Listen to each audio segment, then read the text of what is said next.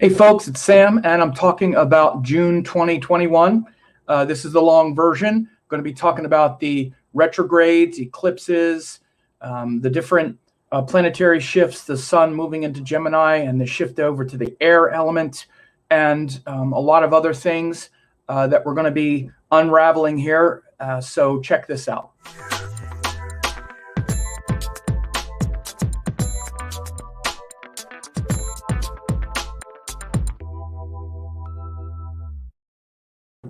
Okay, so it's Sam, and I'm here talking about June 2021.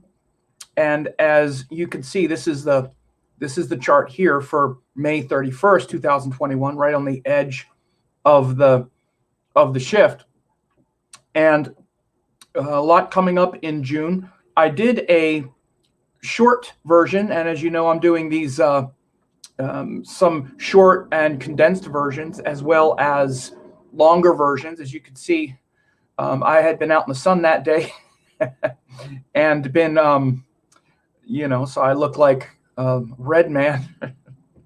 But anyway, so it's going to be following. I love these screen captures. It's so funny when I try to find a still shot from videos. It's so hard for me to find one where I'm not looking like a bit of a lunatic. But anyway, so this is going to be a little bit longer explanation around these same themes here. Saturn retrograde, the solar eclipse, Jupiter retrograde begins June 21st. Mercury retrograde is until June 22nd. Mars is debilitated, goes into the sign of debilitation here very early in June. And then the sun also changes signs on June 15th. So there's quite a bit going on in June. One of the things is I'm also letting people know about this web class that I'm doing. I just put the link in the live chat, and it's also in the description. But I put this together, this web class here, where it was quite comprehensive, and I really focused on this spring and summer and into the fall with these very important shifts that's happening. And one of them is this eclipse cycle that we're going through right now, the Scorpio and Taurus eclipses, which is what we're involved with right now as I make this video. But also Saturn is now retrograde. It turned retrograde about a week ago, May 23rd until October 17th. In this free web class, I went over that for your sign, for all 12 signs. Also, Jupiter retrograde starts June 20th, and it's until October 18th.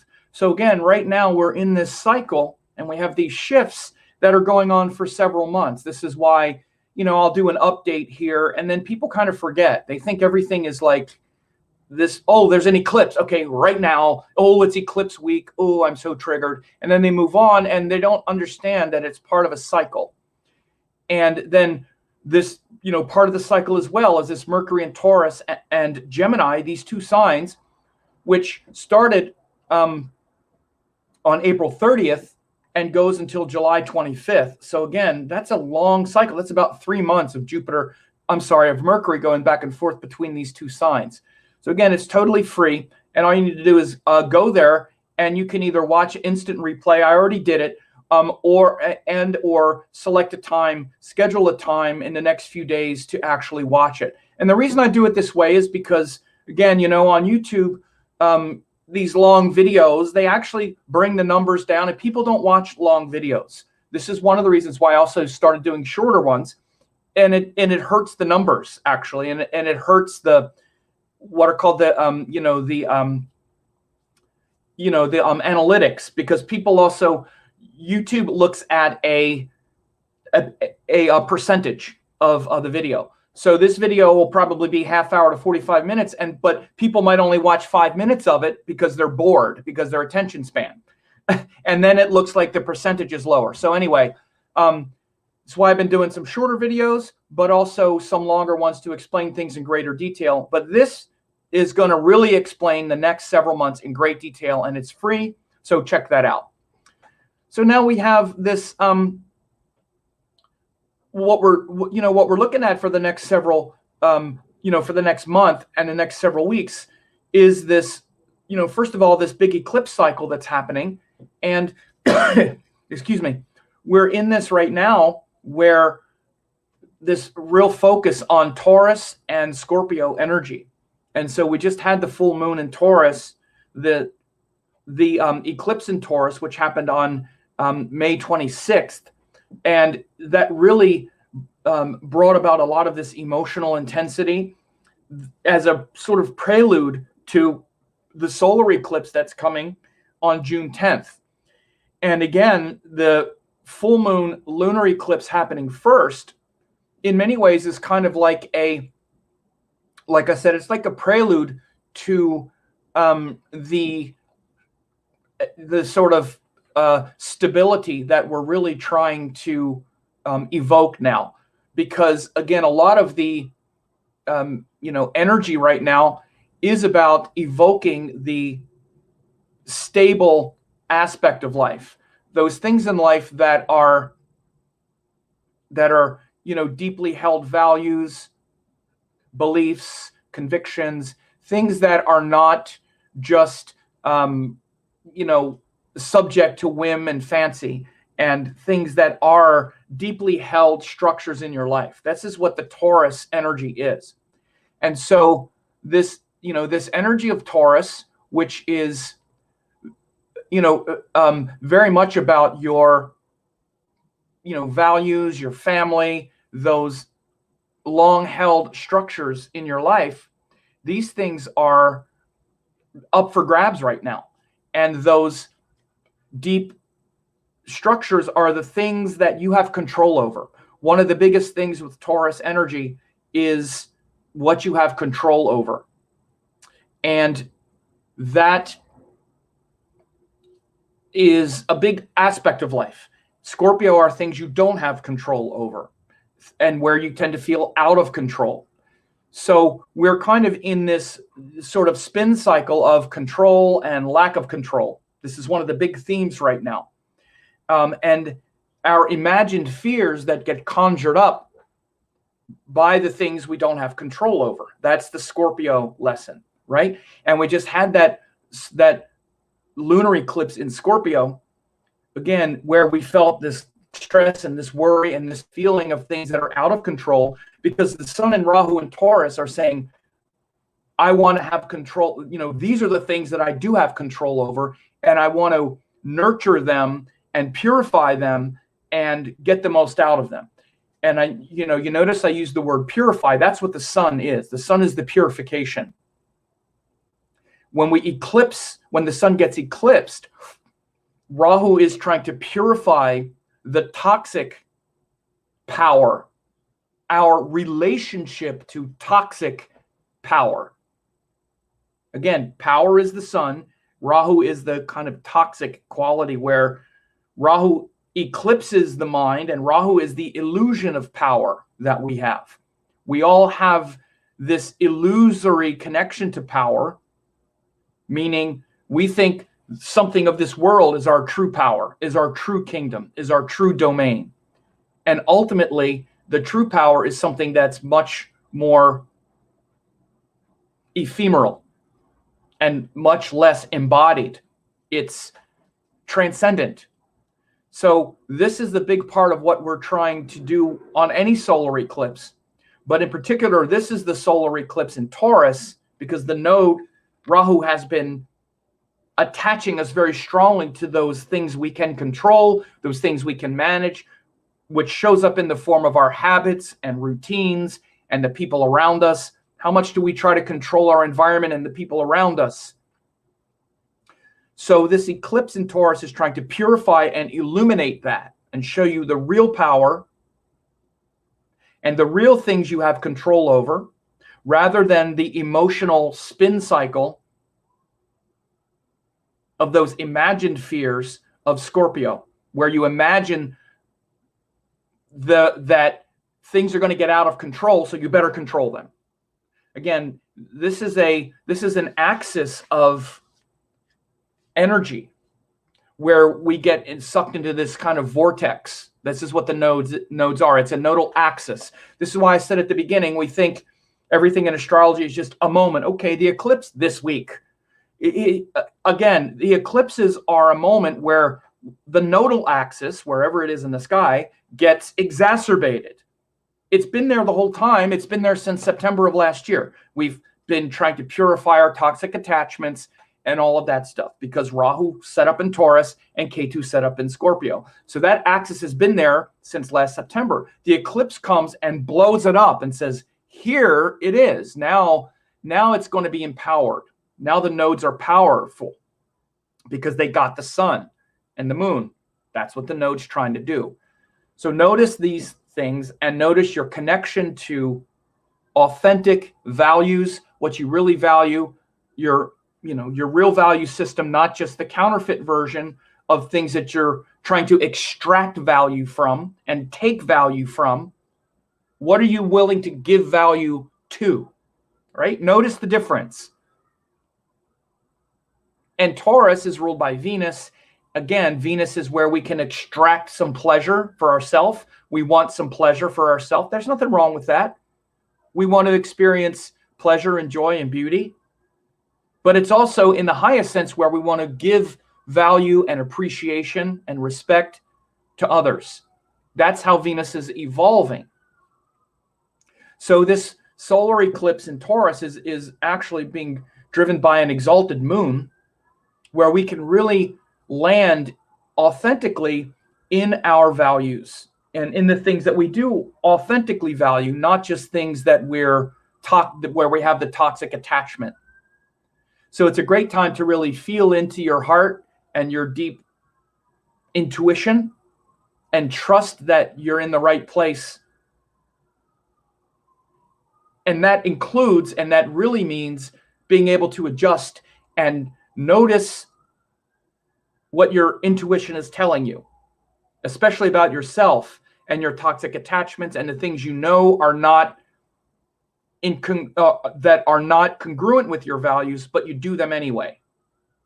There's nothing wrong with enjoying a little bit of pleasure in life, but how much do you indulge? How much are you lazy? How much are your daily habits and routines not making you stronger? And how much does this weakness, this mental weakness, show up in everything? How much do you blame others for your weakness? Are you as strong as you can be? If you're not as strong as you can be, then stop blaming others for weakness. Stop blaming others because of your weakness. Unless you're as strong as you can be, you're just blaming others for your weakness. It doesn't mean that others aren't part of something that might be making you weak. On a certain level, this is also part of it. A time to purify those relationships and connections that are draining you of values. For example, let's say that you're changing your whole value system around things that are more spiritual and more conscious, but you still have a group of friends that are more indulgent, right? You're trying to stop drinking or, let's say eating bad food or indulging, even people, cussing, or people whose value system you're starting to outgrow. You're starting to outgrow that, and you realize this is I'm only going to be able to evolve and develop so much if I keep hanging around with this group of people. Not because they're bad people, blah, blah, all those caveats notwithstanding, they're still good people, but I'm changing. How much of that is going on? And again, it's easy if they're friends. It's harder if they're family. It's harder if they're people you live with or whatever it might be. And again, this tightrope between how much of my values am I willing to let go of in order to make these people happy, and how much of them and how much time am I wasting doing that? So these are big themes in this eclipse right now, and you're going to feel the truth and see the truth because it's an exalted moon, and you're going to get it and feel it and be challenged to honor it. Whether you listen to it or not is your decision. So this is how you get free will in the midst of karma. The karma is showing up this way. You're going to be able to see it, but are you going to do anything about it, or are you going to lapse into this lazy way of life? And the reason we're lazy in Taurus is because we want the connection with the people. We'd rather have the connection with the people and undermine our own values. So again, if you're making that trade-off, you're doing it. They're not doing it to you. No one can make you dishonor your own value system. No one can. It's simply not possible. Only you can abandon your values. But why do you do it? Because other people are forcing you? No, because you want the connection to the people more than you want your values. So no BS about this. Okay, that's what's going on. Don't blame them for your lack of integrity. Don't blame others for your lack of integrity. No one can make you lapse on your integrity. No one can. It's not possible. So if that's happening, rather than blame, look at yourself and realize, okay, this is a trade-off I'm willing to make. And it's fine if you're willing to make it. We all make it on some level. We all have to make some trade-offs at times.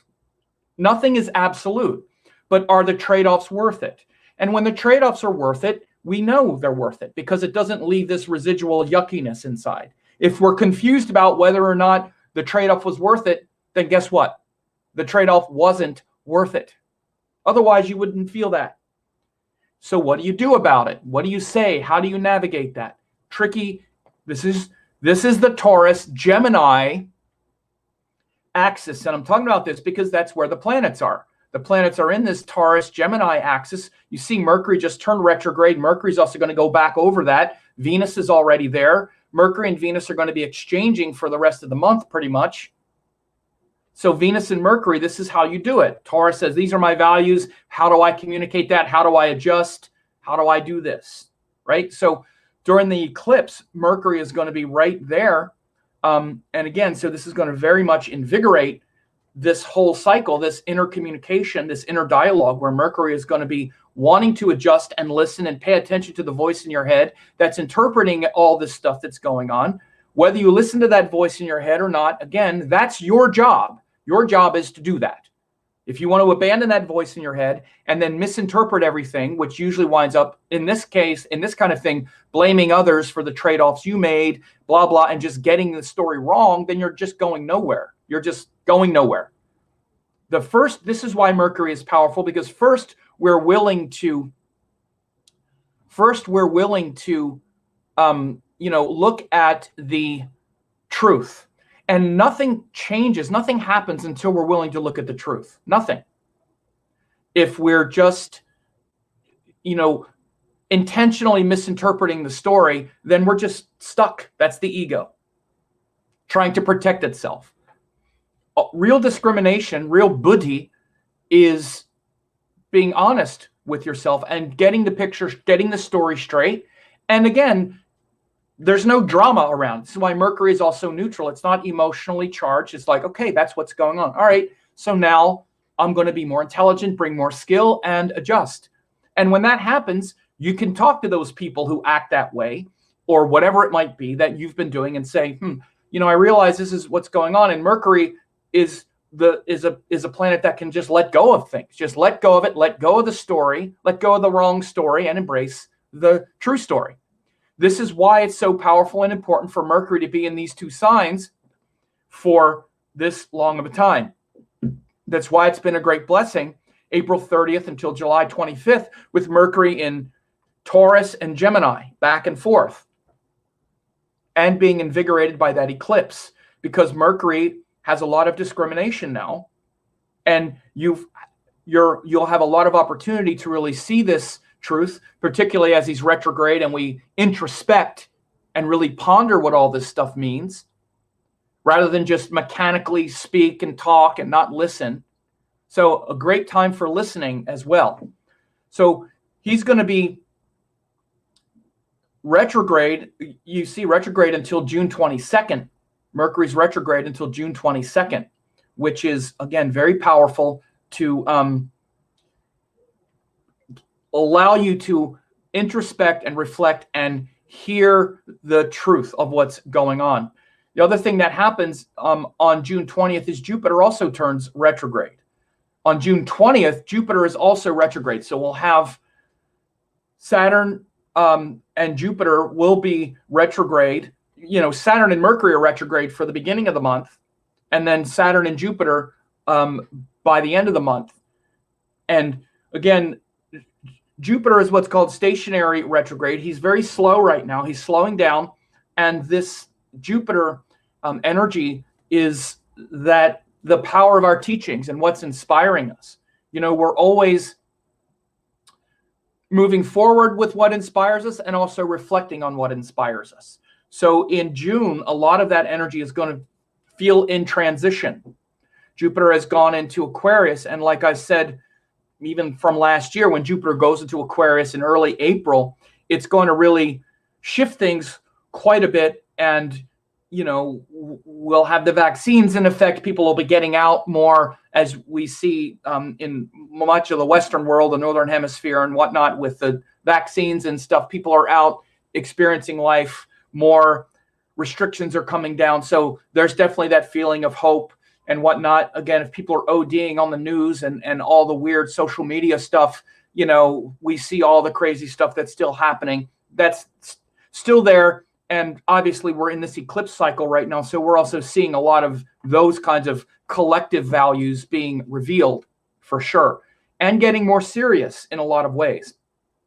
But this Jupiter in Aquarius is actually, has a lot to do with that, because Aquarius is that sign of our collective relationship with each other.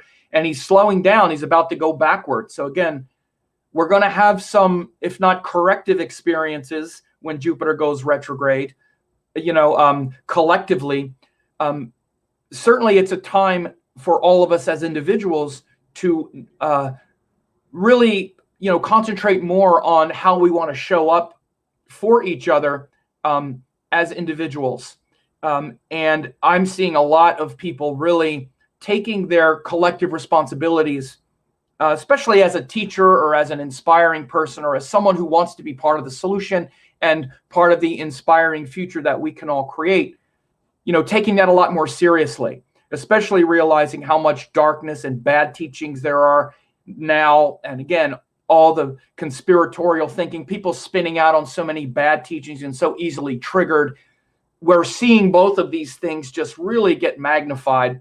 And I've been seeing so many people who are on the right side or the light side and the correct side wanting to really step up more and take those responsibilities more seriously.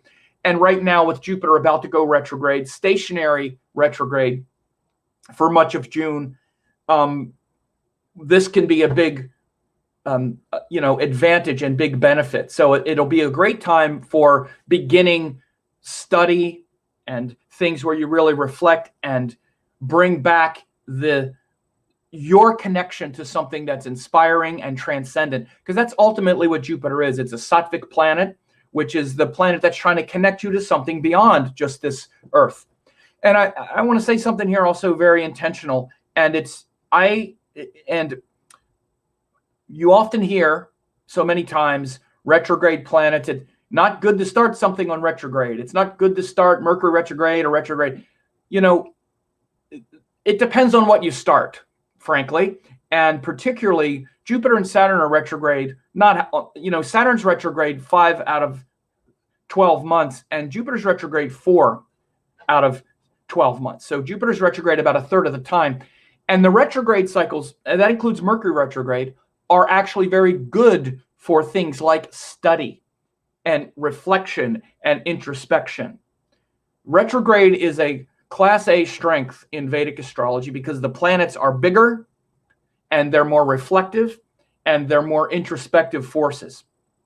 That's why I said with the Mercury retrograde cycle that we're dealing with now, it's a time to reflect and listen to the voice in your head. Listen to how people communicate with you and notice how you communicate and get the story straight. Because you got some story about what's going on. What's your story? Particularly what's your story around these Taurus, Gemini themes that I mentioned earlier? What's your story about the trade-offs that you make in order to have the people in your life, in order to have the structure, in order to have the comfort and joy and the people around you? What are the trade-offs that you're willing to make? What's your story around all of that? Oh, I'm so unappreciated. Oh, it's always me that has to compromise. Oh, people are so mean to me. That, oh, really? Okay, you poor thing. Again, it doesn't mean that there isn't some of that, but no one can make you disrespect yourself. You make a trade-off. Again, all of that drama, these are all a misinterpretation of the story. And now we have so many of them. There's the, the good person and the bad person, the narcissist and the empath, the this and the that, the blah, blah, blah, blah, blah, blah. We love to polarize everything right now and turn it into these judgments, these cartoonish judgments that we're so brainwashed by right now. Frankly, it's some of the deepest programming I've ever seen. A lot of it is in relationships and whatnot. We just love feeling like we're the good one and there's the bad one. And most of it is just garbage. Again, the person that we think is a narcissist, they probably think we're a narcissist as well. This is all just a kind of shadow game going on right now. The truth is beyond all of the polarizing that's happening, and especially wherever you see the lunar nodes. And I'm talking about this one in particular because it's in this Taurus Scorpio spin where we get a lot of that right now, particularly around relationships and the Venus-Mars kind of thing that's going on. So again, the real benefit of Mercury going retrograde here is it helps us to unwind all of that and really listen. But if we don't know that's what's going on, if you don't understand astrology very well or whatever, maybe, maybe you just use that to affirm the story. And so again, it also doesn't mean that there aren't some of that stuff in everybody's life. Of course there is. But bringing in these judgments, these are just judgments. When we polarize something, it's just a judgment. And I'm talking about that in the context of Jupiter, because it's a very Jupiterian thing to say, oh, I'm the good one and there's the bad one. There's God and there's the devil. I was the wonderful one and there's the terrible one. And just completely ignore the fact that when we don't know ourselves and we're kind of begging for acceptance and approval, we're the one doing that part of it. And the other person could just be completely unaware of all of our toxic unconscious projections and then completely dumbfounded when they get blindsided by them later, because now everything that seemed normal was now some flimsy agreement that was set up. So again, these are big things that are going on right now, even in our whole personal life. So again, the Jupiter retrograde, Jupiter about to turn retrograde, is also, again, these are major sources of strength. Around the Mercury retrograde between Taurus and Gemini, it's this thing to really see through all that. With Jupiter retrograde, it's to really understand your not your obligation because of any moral sense, but on a spiritual sense. We all feel a sense of obligation and purpose and collective responsibility. Whether you step into it or not, you feel it. And that's the Jupiter in Aquarius is very much that function. And the fact that he's slowing down, stationary, retrograde, means that it's a great time to reflect on things that are meaningful and get good teachings, good training. Again, if you're obviously watching this, then things like astrology, learning the truth behind all of this stuff is invaluable. We can dance around it for a whole life and never really learn it. So again, Jupiter going retrograde, especially with Saturn also going retrograde, a great time to be introspective about what inspires us and actually do something about it, like actually step up, because that's really what Jupiter is. It's the guru, and to find good teachings, good gurus, and actually implement it and not think that we know more than we do. Because these days as well, one of the big problems is everybody thinks they're a great guru and a great teacher. And most people need to learn the great teachings first. And again, once you learn the great teachings, then you are a great guru. But if not, you just pick up things here and there. Again, you hear me talk about this all the time. The kind of snacking stuff is fine. It's great that people want to gather a lot of information. But Jupiter going retrograde, particularly in Aquarius, I'm seeing so many people understand their collective responsibility and really want to act upon that. And again, I would say, it might not be the best time to start a new teaching business, for example, especially if you're still kind of figuring things out, but it's a great time to really learn more about what inspires you, especially following pure teachings and pure teachers. That Jupiter in Aquarius, he's stationary and then he turns retrograde by the end of June. Like I say, he turns retrograde. That begins on June 21st. Mercury is retrograde until June 22nd. So again, between now and June 22nd is the Mercury retrograde, and then he starts to move forward again by the end of the month. So by the end of the month, notice after the eclipse passed, about 2 weeks after, you'll start to feel a lot more space around these things and feel a lot more comfort with expressing yourself clearly, having those good boundaries, having those good, not being all charged up and angry, and just maybe being able to understand those things intellectually yourself and then communicate them with kindness and without, without judgment and without all of these cartoonish extremes that we now live under. Our internet memes, our, Instagram memes of, be celebrated, not this, that, or whatever. All of the memes that sort of define and justify our perfection. We're all so perfect now. Oh, so perfect. If everyone could just understand how perfect we all are. Oh, I've just been so misunderstood. Oh, see, this is what you get in the live ones. Let me take a break here. Or let me take a drink. One day I'll find the people who appreciate how perfect I am. And here's the perfect meme, the perfect Instagram post to describe how perfectly I am. How perfectly misunderstood I am in all my perfection. So, by the way, just to put this again here, this is I just want to put this link here again, it's a free, link that I have here. This is about an hour and a half examination that I just did for the spring and summer of 2021, because it's such poignant times. This eclipse cycle that's going on, and again, just because it's happening May 26th to June 10th, the effects are felt long after, because the nodes are still there, right? And we have another, the nodes are still going to be sitting there. They're really exacerbating this area of life. And again, these two retrograde cycles, Saturn retrograde, Jupiter retrograde, until October 18th. So again, you don't look at things simply. The benefit of astrology is it gives you vision to see into the future, right? Frankly, I saw the 2021 was going to be a great improvement over last year. I saw it last year. And again, by the way, a lot of astrologers didn't. They're like, if you thought 2020 was bad, you wait till 2021. Oh, I'm like, based on what? We can see the shifts that are going to come. And again, of course, things are still, quote, bad or whatever, but it's not as bad. You can see what's coming. And again, this Mercury and Taurus. So this examination is really going to be prominent between now and October. If you want to really get a big, sort of steering the plane in a large trajectory for the next several months, this is totally free. And you just go there and reserve the seat. You can either watch the replay or you can watch an upcoming replay of it. But I do it that way because, again, these hour and a half long videos on YouTube, they don't get watched in enough time, ratio to really justify doing it. So to wrap up here with June 2021, a couple other things that are really important. Two big shifts especially is this Mars is going to be debilitated. You can see Mars enters the debilitation sign on June 2nd. So much of Mars is going to, much of June is going to be, in fact, all of it starting in the 2nd is going to have a debilitated Mars, which again, Mars is that planet of discipline, of literally discipline is the willingness and the strength to sacrifice what feels good in the moment for what we know to be right.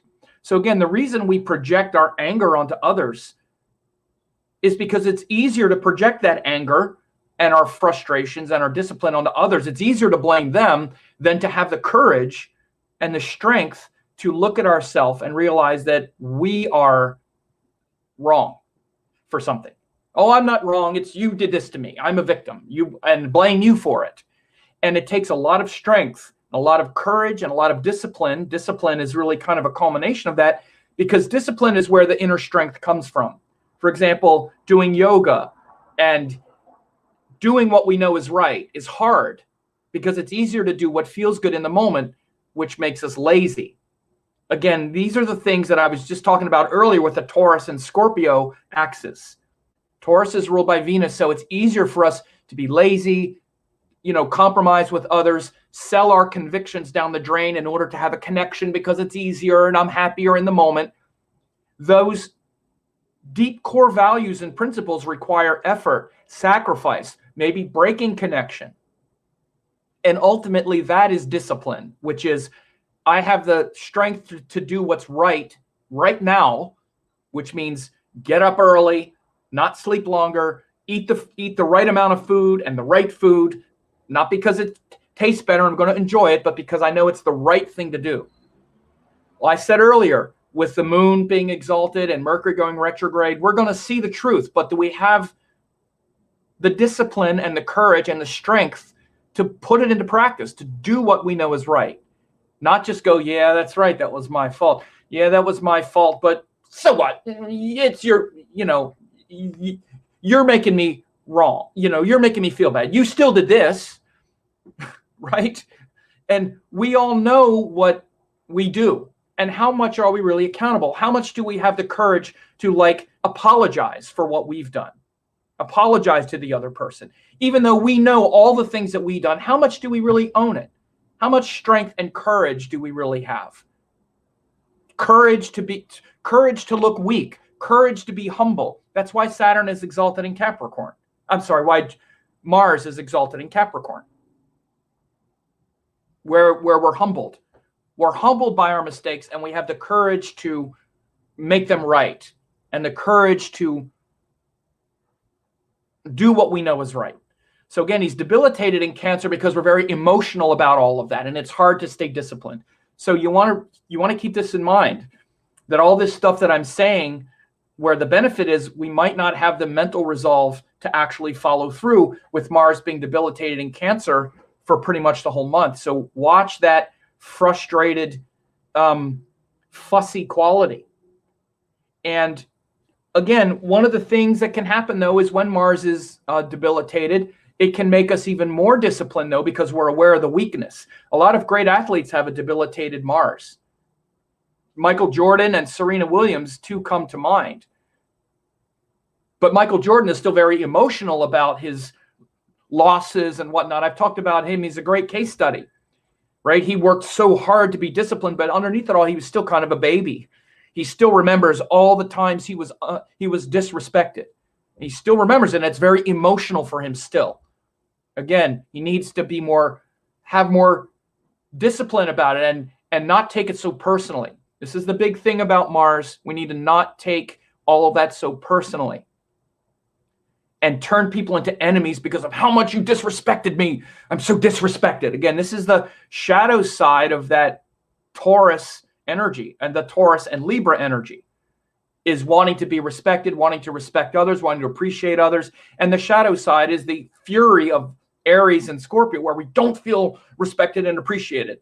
So what do? We completely disrespect the other person and feel justified in it. Well, you did it to me, so again, and so it's that shadow side of the Libra Taurus axis is the Mars, the fury of not being appreciated, so we feel justified in attacking the other one. So all of that, if we're aware of it, can lead to enormous discipline, even when Mars is debilitated. It's not nothing is an open-ended equation. And Marla just said, or cut them off. Yeah, that's the same thing. That's passive-aggressive often. It can be passive-aggressive, especially if you don't communicate with the person. You just cut them out of your life. You just like you say, cut them off. Again, especially with no explanation. Well, you deserve to be cut off because of what you did to me. Even when, again, there's no explanation or nothing. It's just, again, it's some version of a debilitated expression because it's like a tantrum. It's like a child would have a tantrum. Again, Mars is a very naive kind of energy. It's like a childlike energy. And again, a child has a couple things at its disposal, some kind of furious thing or some kind of, again, passive-aggressive, ignoring, cutting you off. It can show up in a lot of ways. But yes, Marl, that's a very good point. It's not always a confrontation. Often it's some kind of jabby, cutting something off, right? And again, Mercury comes after Mars to bring more nuance and more communication. It doesn't mean you can't cut something off or cut someone off. We need to cut people off. We need to cut them out. But we can do it in a humane way where you're communicating and where you're still appreciating the other person and appreciating who they are. Where you appreciate who they are and you express that and you say, but it just doesn't work. And so we should have boundaries and have space and do it with kindness. It can be done, certainly. So if that happens, then again, this is where the Mercury comes in and brings in the communication. All the planets don't do all the things. They only do one thing. Only Mercury communicates well. The job of Mars is to cut something off. That's his job. So again, but what we're supposed to cut off is cut off our own weakness.